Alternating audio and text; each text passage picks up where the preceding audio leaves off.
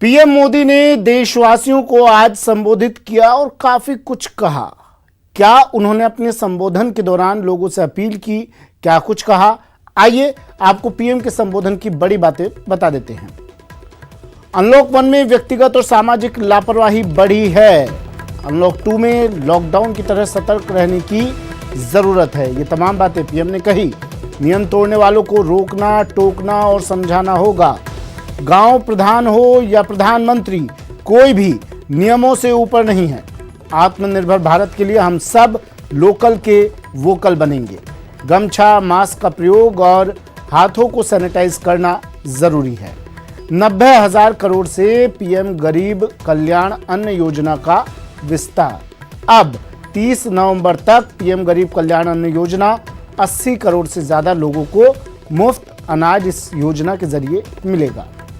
America, Britain, यूरोपीय संघ की आबादी से ज्यादा लोगों की मदद भारत कर रहा है। पूरे भारत के लिए एक राशन कार्ड की व्यवस्था पर भी जोर।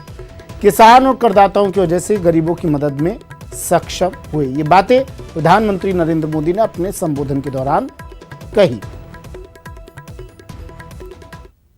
आज गरीब को, जरूरतमंद को सरकार अगर मुफ्त अनाज दे पा रही है तो इसका श्रेय प्रमुख रूप से 2 वर्गों को जाता है। पहला, हमारे देश के मेहनती किसान, हमारे अन्नदाता, और दूसरा हमारे देश के ईमानदार टैक्स पेयर। आपका परिश्रम, आपका समर्पण ही जिसकी वजह से देश ये मदद कर पा रहा है। अब पूरे भारत के लिए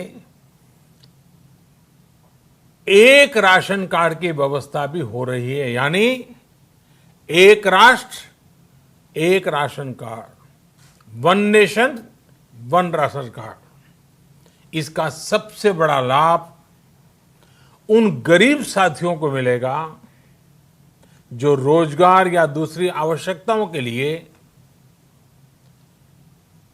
अपना गांव छोड़ करके कहीं और जाते हैं, किसी और राज्य में जाते हैं। इन सभी बातों को ध्यान में रखते हुए ये फैसला लिया गया है कि प्रधानमंत्री गरीब कल्याण अन्न योजना का विस्तार अब दिवाली और छठ पूजा तक, यानी नवंबर महीने के आखिर तक कर दिया जाएगा। यानी 80 करोड़ लोगों को मुफ्त अनाज देने वाली ये योजना अब जुलाई, अगस्त, सितंबर, अक्टूबर, नवंबर में भी लागू रहेगी। ये 130 करोड़ देशवासियों के जीवन की रक्षा करने का अभियान है। भारत में गांव का प्रधान हो या देश का प्रधानमंत्री, कोई भी नियमों से ऊपर नहीं है। लॉकडाउन के दौरान बहुत गंभीरता से नियमों का पालन किया गया था। अब सरकारों को, स्थानीय निकाय की संस्थाओं को, देश के नागरिकों को फिर से उसी तरह की सतर्कता दिखाने की जरूरत है। विशेषकर कंटेनमेंट जोन्स, उस पर तो हमें बहुत ध्यान देना होगा। जो भी लोग नियमों का पालन नहीं कर रहे हैं, हमें उन्हें टोकना होगा, रोकना होगा और समझाना भी होगा। पीएम मोदी के राष्ट्र के नाम संबोधन पर वार पलटवार भी जारी है। कांग्रेस ने पीएम गरीब कल्याण अन्न योजना को नाकाफी बताते हुए पीएम पर निशाना साधा। वहीं बीजेपी ने सरकार की योजना को गरीबों के लिए सबसे बड़ी खुशखबरी करार दिया। त्योहार हम कब मनाएंगे?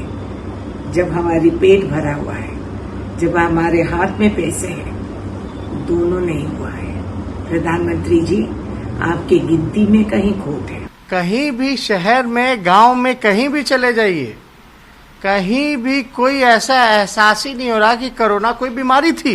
लाखों की संख्या में जब पॉजिटिव पाए जा रहे हैं, तब सारी चीजें जो हैं छोड़ दी गई हैं। देश का गरीब यह महसूस करता है कि गरीबों का नेता, गरीबों का बेटा और गरीब का बेटा देश का प्रधानमंत्री है और गरीब का कितना हुआ ख्याल रखते हैं, ये संदेश देने का काम किया। नरेंद्र मोदी जी ने आज हिंदुस्तान के उन गरीब लोगों का और पूरे देश का दिल जीतने का काम किया है।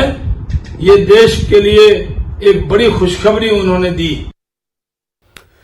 तो प्रधानमंत्री ने बड़ी खुशखबरी दी है। बीजेपी ये कह रही है, लेकिन कांग्रेस बीजेपी पर निशाना साध रही है, प्रधानमंत्री पर निशाना साध रही है, शायरियां की जा रही है और कहा जा रहा है कि हमें ऐसा प्रधानमंत्री नहीं चाहिए जो बचने की कोशिश करता हो, हमें ऐसा व्यक्ति चाहिए जो सवालों के जवाब दे सकता हो। राहुल गांधी ने इस संबोधन के तुरंत बाद कई बातें कहीं, निशाना साधा बीजेपी पर, प्रधानमंत्री पर सीधा। हमारे साथ मेरे सहयोगी बाबूलाल धायल जुड़ गए हैं, साथ ही बीजेपी नेता सुमन शर्मा जी भी हमारे साथ जुड़ गई हैं। सुमन जी, स्वागत है आपका। क्या मायने इस भाषण के? नहीं था, ये देश के नाम संबोधन था उन तमाम गरीब प्रवासी मजदूरों के नाम, मुझे लगता है, जिनकी चिंता हम सब, आप पूरे देश के लोग कर रहे थे। इस वैश्विक आपदा में जिस प्रकार से कोरोना हम सब लोगों के जीवन को अस्त व्यस्त कर दिया, सारी व्यवस्थाएं बहुत ही अजीब स्थिति में पहुंच चुकी थी। उस स्थिति में देश के प्रधानमंत्री, क्योंकि वो गरीब हैं, घर से हैं, इसलिए गरीब के दर्द को समझते हैं, उसके आधार पे उन्होंने जो आज घोषणा की, मुझे आश्चर्य होता है कि कांग्रेस के लोग हों चाहे अदर पार्टी के लोग हों, गरीबों के घर अगर अनाज पहुंचता है तो उस पे भी उनको तलखी लगती है, उनको चोट लगती है और वो कड़ा प्रहार प्रधानमंत्री पे करते हैं। ये अगर मैं राहुल जी को याद दिलाना चाहूं तो कुछ ऐसी बातें वो उन दिनों कहा कर रहे थे जिस समय हम लोग कोरोना से निपटने की कोशिश कर रहे थे कि कोरोना से कैसे बचा जाए। लॉकडाउन 1 में स्टेप बाय स्टेप जब लॉकडाउन चल रहा था कि आप ऐसे करो, आप ऐसे करो, जब ऐसे कर दिया तो अब आपने ऐसा क्यों किया, आपने चुनाव के कारण कर दिया, आपने बिहार को टारगेट किया। तो मुझे लगता है कुल मिला के कि ये इनकी अजीब सी स्थिति है जो उनकी मानसिक स्थिति को दर्शाता है। देश के प्रधानमंत्री उन तमाम गरीबों की चिंता करके ये काम किए हैं, उनको बहुत बहुत साधुवाद है इसके लिए। और देश के आज जो हजारों करोड़ों गरीब हैं, वो आज जरूर खुश होंगे कि इस आपदा की स्थिति में एक ऐसा प्रधानमंत्री है जो उनके दुख को समझता है और देश के खजाने से उनको राहत देने की कोशिश की गई है। एक शायरी भी आज राहुल गांधी ने कही है और वो शायरी हमने कभी दिवंगत नेता सुषमा स्वराज जी के मुंह से सुनी थी। जी, हमने भी देखा उनके ट्वीट पे। तो हम भी कहना चाहते हैं, शायरी का अगर वो शायर बन गए हैं आजकल, तो शायरी का जवाब हमें भी देना आता है। हम भी ये कहना चाहते हैं कि लम्हों की खता सदियों को सजा भुगतनी पड़ती है, ये भी किसी शायर ने कहा था। और इसी लम्हों की खता हिंदुस्तान 60 साल जिन्होंने देश को बर्बाद किया, उनकी खता को हम लोग झेल रहे हैं। और इस झेलने के बावजूद भी देश को इन 6 वर्षों में हम वहां ले जाके खड़ा करना चाहते हैं जहां देश को बहुत साल पहले रहना चाहिए था। ये कोशिश है हमारी। तो शायर को शायरी करने दीजिए, हमें काम करने दीजिए। भारतीय जनता पार्टी और हमारे देश के प्रधानमंत्री और उनकी पूरी कैबिनेट इस कोरोना काल में गरीब के साथ खड़ी है, देश की आर्थिक व्यवस्था को सही करने में लगी हुई है। और पहली बात, पीडीएस सिस्टम और डीबीटी सिस्टम जो है हमारा डायरेक्ट बेनिफिट ट्रांसफर से कांग्रेस को बहुत घबराहट है। आज गरीब के खाते में पैसा पहुंच रहा है तो भी उनको घबराहट हो रहा है। उनको लग रहा है अर्चना जी से जवाब ले लेते हैं आपका। क्यों नहीं घबराहट हो रही है कांग्रेस को? अर्चना जी, देखिए, विचित्र सी बात है घबराहट की। कैसे इनको चिंता हुई, क्योंकि इनको पता है कि इनके क्षेत्र में क्या हो रहा है। इनका जो राजस्थान सरकार राशन उपलब्ध करवाती है, कार्यकर्ताओं के घरों में रखते हैं, जनता को नहीं उपलब्ध होने देते। तो my dear command your language, गलत खबर मत बोलिए। राजस्थान सरकार ने राशन नहीं वितरित किया, वो तो आप राशन आप लोग खा रहे हो। राशन हम जनता कैसे तक नहीं खाएंगे? पहुंच आप रहा है लोग आपकी खा रहे हैं, सरकार खा का। रहे हैं। हम लोग ने तो लेकिन अपने क्या है? पैसे से राशन बांटा है, अरे हमने कौन से अपने पैसे से राशन बांटा है मैडम। चलिए एक बार सुन लेते सरकार का- हैं सुमन जी, आप अर्चना जी को सुन सरकार लेते हैं का एक मिनट। समझा रही हो, लेकिन गलत क्यों सुमन जी, बताती हैं अर्चना जी? सुमन जी, एक मिनट बेवजह सुन जो लेते हैं, लोग फिर आप चोर बता हैं, दीजिएगा वो क्या दूसरे गलत को है, क्या चोर सही कह है। रहे हैं। इनको शर्म आनी चाहिए। जब कोई देखो सुमन जी शर्म 2 आनी मिनट दीजिए, चाहिए। सुमन जी 2 मिनट ये दीजिए, गलत अर्चना जी को सुन लेते हैं, फोन लाइन पर जुड़ी हुई आने पे हूँ, आके। फिर आपके पास में फिर लौटूंगा। ये सुमन जी कह रही है आ रहा हूँ कि मैं। राशन इनका राशन सुमन जी, बिक 2 रहा है, मिनट दीजिए। इनके नेता और इनके अधिकारी खा रहे हैं। हम लोगों ने तो अपने सुमन जी, आप सफाई पेश कर लीजिएगा, अर्चना जी को बोलने दीजिए 2 मिनट। मैं लौट रहा हूँ आपके पास, मैं आ रहा हूँ, मैं आ रहा हूँ जी। अर्चना जी, देखिए, मेरा कहने का तात्पर्य ये है कि उम्मीद तो जनता को ये थी कि प्रधानमंत्री जब संबोधित करेंगे तो उनके माध्यम से संबोधन ऐसा होना चाहिए जो आश्वस्तिपूर्ण हो। ना तो उन्होंने ये बताया कि कैसे हम इतना अच्छा काम कर रहे हैं कोरोना में। ये बात सही है कि स्टेट गवर्नमेंट अच्छा करें, लेकिन आज भी हमारी स्थिति खराब है। हमारे 20-20 हजार इन्फेक्शन प्रतिदिन हम लोग रजिस्टर कर रहे हैं। इसके अलावा आपका हर जो मोटिव होता है, हर अनाउंसमेंट होता है, उसका कोई ना कोई आसन चुनाव से ताल्लुक होता है। अब बिहार में स्टेट असेंबली के इलेक्शन है, तो आपने दिवाली के साथ छठ पूजा का जो जोड़ दिया उसको, ताकि वहां की जनता सुमन जी, मुझे सकारात्मक में संदेश दे सके। अर्चना जी माफ कीजिए, अर्चना जी मुझे एक चीज बताइए, अगर छठ पूजा है, दिवाली है, अगर किसी चीज से फायदा मिलता है तो उसका मुद्दा क्यों बनाना? फायदा तो गरीबों को ही मिल रहा है ना आखिर में जाकर। मेरी बात नहीं, कोई हमें मुद्दा हम बना नहीं है, राशन मिलना चाहिए गरीब जनता को। लेकिन जब क्राइसिस चौतरफा हो तो आपको हर क्राइसिस पर देश के प्रधानमंत्री के रूप में जनता को आश्वस्त करना होगा। या चाइना से संबंधित क्राइसिस हो, चाहे कोरोना त्रासदी से। अच्छा मैडम, एक चीज बताइए, क्या चाइना से संबंधित बात प्रधानमंत्री इस तरह से अपने संबोधन में एक एक बात बताते? देखिए, एक एक बात बताने की बात नहीं है, लेकिन आप तो खुद ही चाइना को कॉम्प्लीमेंट कर देते हो अपने संबोधन में। नहीं, वो जो काम हो रहा है वहां पर सरहद पर हो रहा है ना मैडम।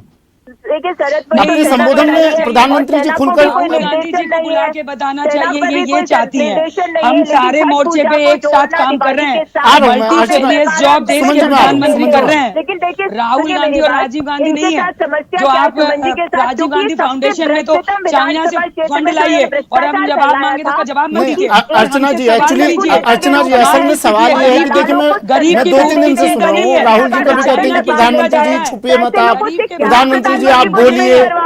कौन छुप रहा है, कौन बोल रहा है? आज बोले तो अब इसमें भी कमियां।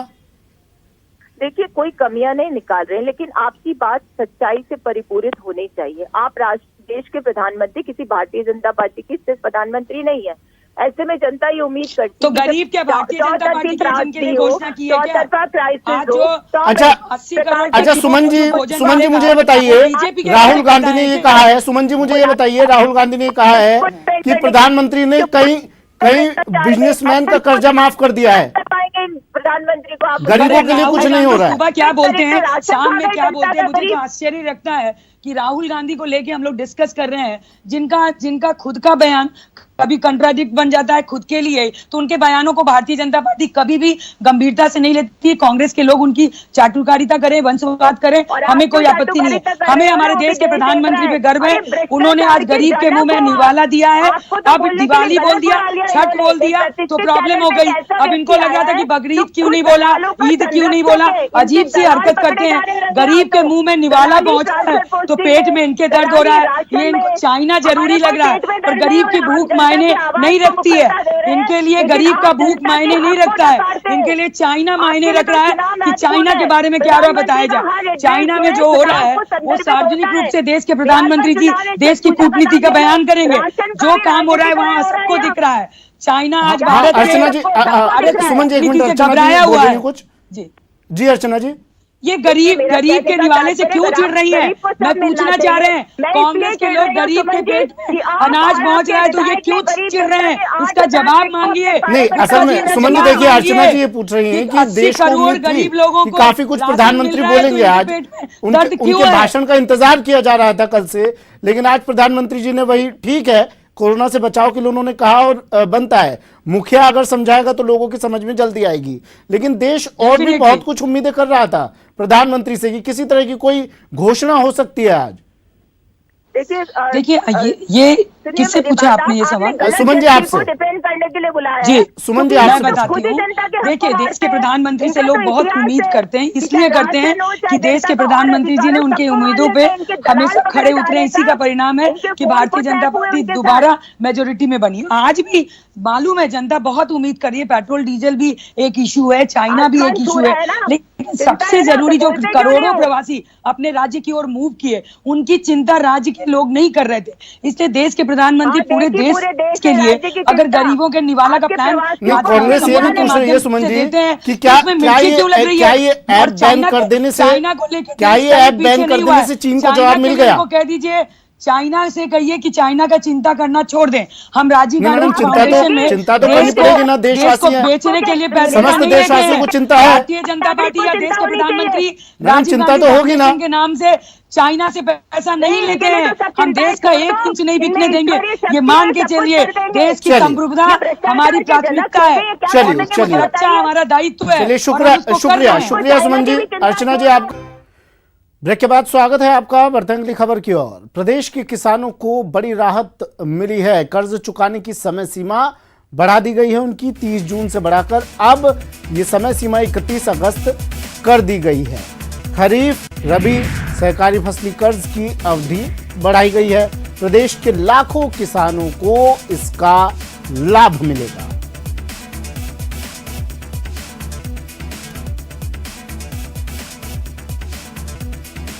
दिनेश मेरे सहयोगी हमारे साथ फोन लाइन पर जुड़े हुए हैं। दिनेश, मुख्यमंत्री अशोक गहलोत, कहा भी जाता है इनके बारे में, किसानों के हमेशा साथ खड़े रहे हैं और आज फिर से बता दिया है। देखिए, राहतों का सिलसिला लगातार जारी है और अन्नदाता को जो है बड़ी दरकार थी कि राहत दी जाए, क्योंकि कोरोना संकट के चलते काफी परेशानी है उन्हें अपना ऋण चुकाने में। पहले जो तिथि है वो 31 मार्च से बढ़ाकर 30 जून कर दी गई थी और अब 2 महीने और बढ़ा दिया गया है। 31 अगस्त तक किसान जो है वो लोन चुका पाएंगे। खरीफ 2019 में जिन किसानों ने लोन लिया था उन्हें जो है मार्च 2019 तक ये लोन चुकाना था, लेकिन कोरोना के चलते, लॉकडाउन के चलते इस तरह की स्थितियां बन गई कि किसानों की जेब जो है वो खाली है और वो चुकाने की स्थिति में नहीं है। तो ओवरड्यू होने के चलते अगर ये लोन ओवरड्यू हो जाता है तो उन्हें आगे भी लोन मिलने में दिक्कत आ सकती थी।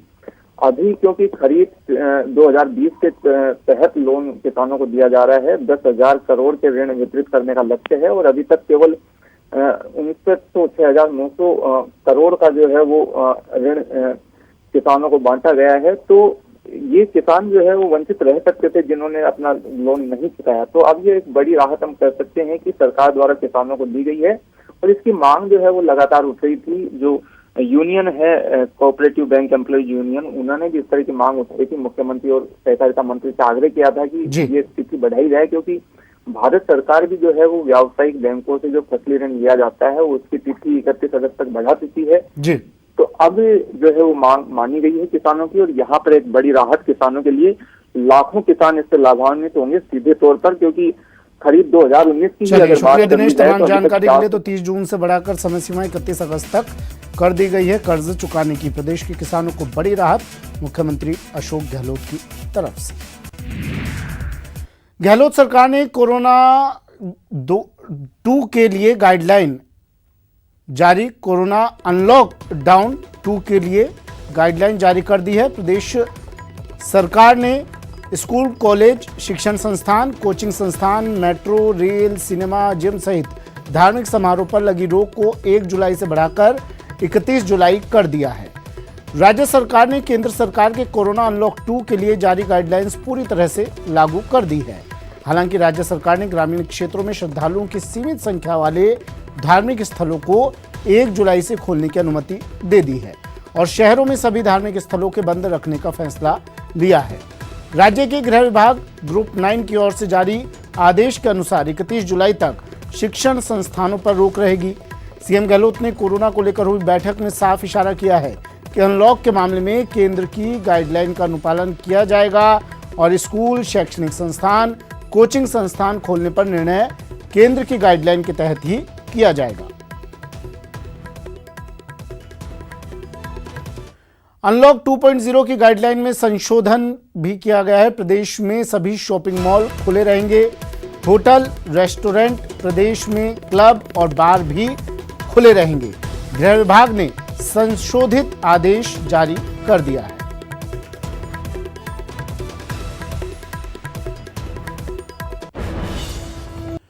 प्रदेश में प्रशासनिक अधिकारी बनने का सपना संजोए हुए हजारों अभ्यर्थियों के लिए भी एक खुशखबरी है। मंगलवार को राजस्थान हाईकोर्ट ने एक बड़ा फैसला लेते हुए आरएएस भर्ती परीक्षा 2018 पर लगाई गई रोक को हटा लिया है। अब राजस्थान लोक सेवा आयोग आरएएस मेंस का परिणाम जारी कर पाएगी। मंगलवार को जस्टिस अशोक गौड़ की कोर्ट ने सरकार के प्रार्थना पत्र पर सुनवाई करते हुए इसे बताया। आपको बता दें कि हाईकोर्ट ने 1 दिसंबर 2018 को सुरघन सिंह और अनुराज चौधरी की याचिका पर सुनवाई करते हुए भर्ती परीक्षा पर रोक लगाई थी। याचिकाकर्ताओं ने आरपीएससी पर कट ऑफ जनरल से ज्यादा और होने के बाद भी मेंस एग्जाम में नहीं बैठने देने का आरोप लगाया था, जिसके बाद कोर्ट ने पूरी भर्ती प्रक्रिया पर रोक लगा दी थी। परीक्षा 2018 में आज कोर्ट ने एक महत्वपूर्ण निर्णय देते हुए जो रोक लगी हुई थी मुख्य परीक्षा के रिजल्ट डिक्लेरेशन पे, वो आज हटा दी है और आरपीएससी और सरकार को निर्देशित किया है कि जो आगे की प्रक्रिया है रिजल्ट डिक्लेरेशन से लेके इंटरव्यूज़ तक की, वो प्रक्रिया आप चालू करें।